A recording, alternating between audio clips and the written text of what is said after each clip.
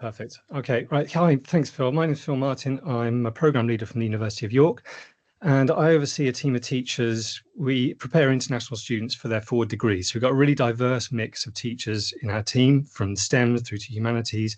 And part of my role is to do training sessions. And what I'm going to talk through today is a training session that I ran last summer on the topic of getting started with AI. And I've got some handouts that I'll share at the end of the session, but this was, hopefully there's something in what I'm going to say that you can bring into your own staff development if you're dealing with these kind of issues.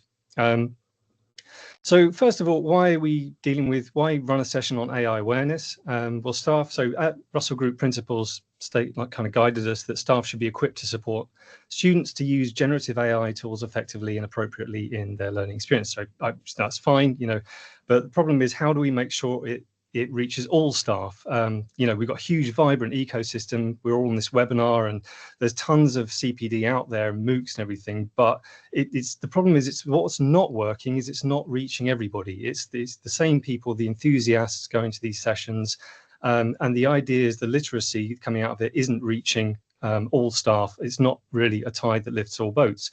So I thought I'd try and address that with a session last summer. As I said, I did one here at York, and I did another one up in Durham, just to kind of test the water and see how this worked.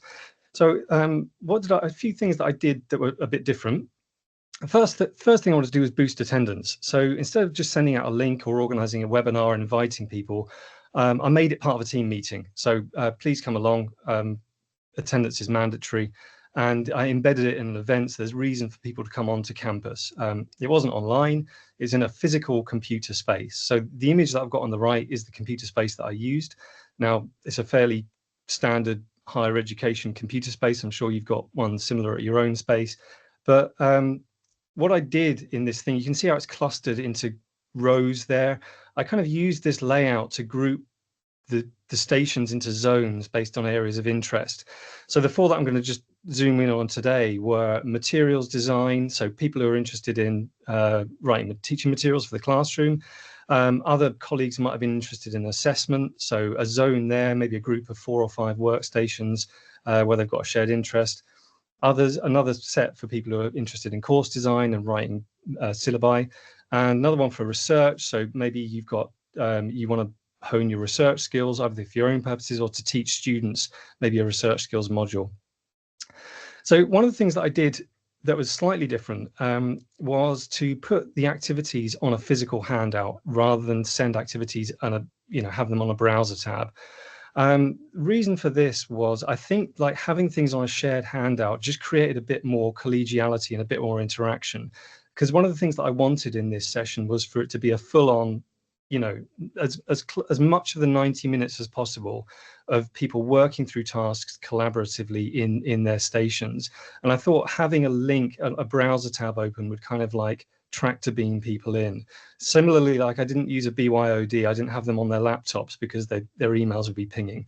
So this was a safe ring fence space where it's ideally as distraction free as possible and people work through tasks collaboratively. Finally, what I did was to identify people who were already quite, experienced with AI to act as support. So they would be stationed at these zones and just kind of guide conversations, help people with prompts, that kind of thing.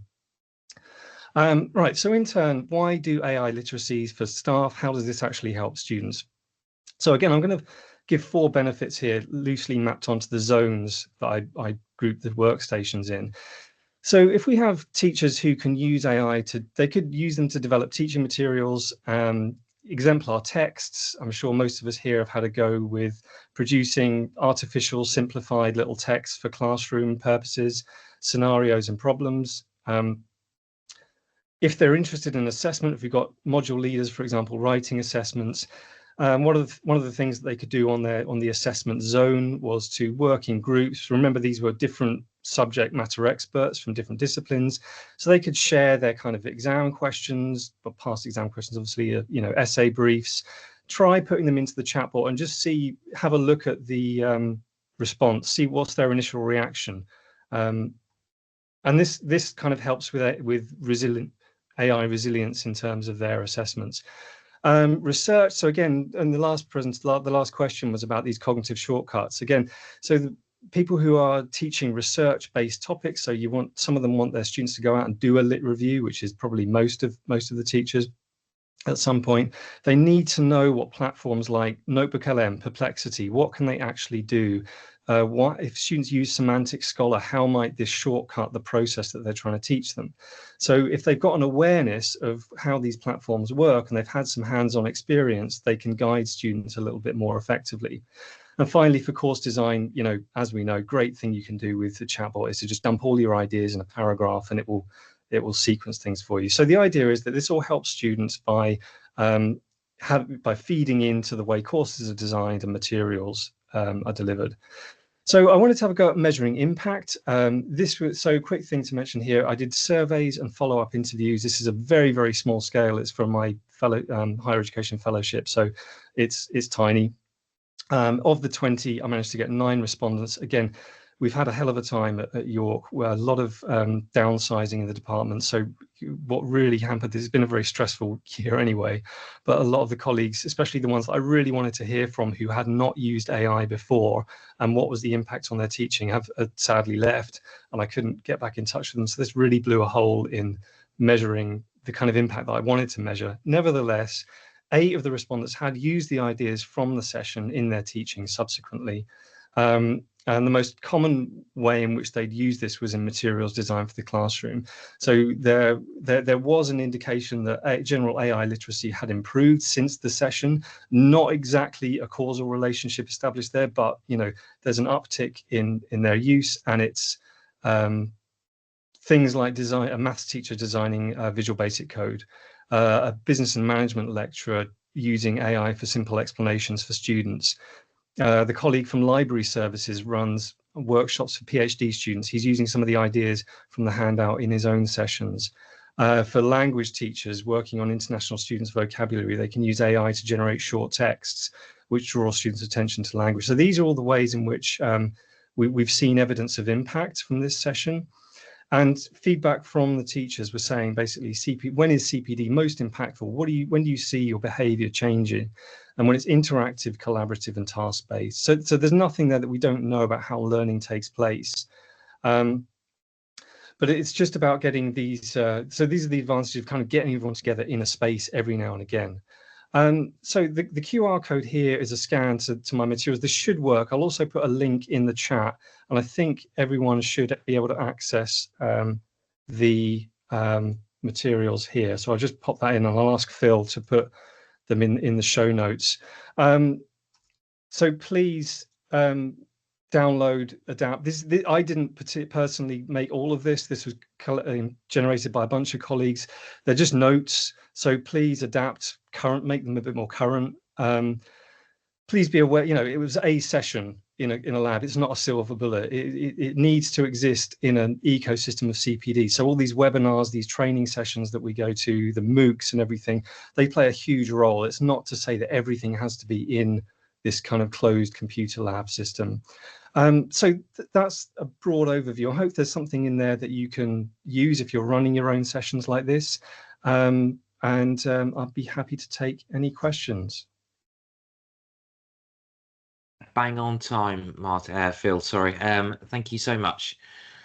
If you do have any questions for Phil, if you'd like to put it in the Q&A, or if you raise your hand, I think we do have time for a question.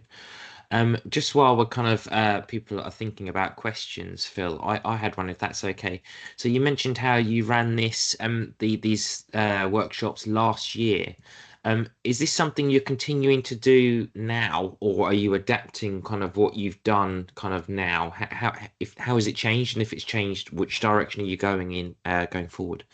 Yeah, I've run a couple of smaller scale sessions so far this year, but there was part of the feedback was to have more like this. So we do need to get them more regularly, because we've had just this really tumultuous year. It's blown a hole in our CPD at the moment. However, I'm looking to get these back on track this summer, and yeah, we're trying to get them more regular.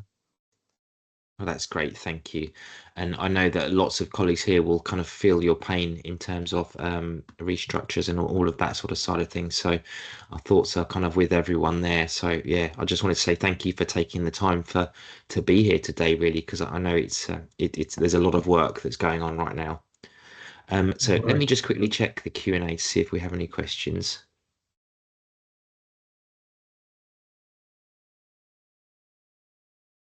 We don't have any others at the moment, so I think you've probably been very clear in your presentation. So thank you so much, Phil. It was a great start to the second half of our webinar, so thank you so much.